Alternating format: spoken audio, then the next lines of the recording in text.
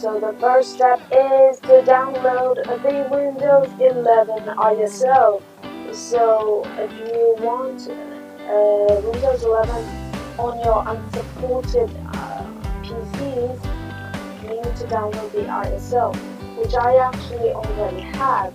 But if you click this link, it's by Microsoft, and it will open a new tab. And so you need to click, scroll down, and click this button, and let's get Windows 11, and click this button, and that was the first step. Let's move on to the second step. While the file is downloading, we need to make some changes to the registry.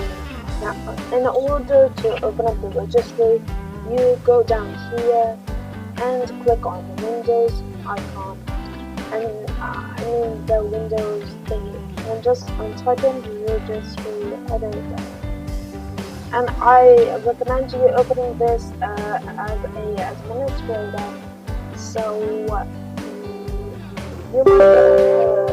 so click yes, and just open this up.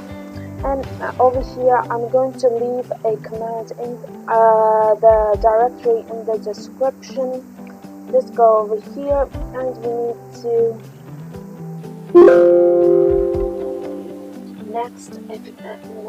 If you have allowed upgrades with unsupported TPM on CPU, you don't need to do anything. But if you don't have it, you need to go here and right click new and go to 32-bit value, and just paste this in. Allow upgrades with unsupported TPM or CPU. Now double click on it and reset this to 1 and leave it as default. And now you can close your editor. And that was the video, guys. Hope you guys enjoyed. And that's how you install Windows 11. Alright, I'll see you guys in the next one.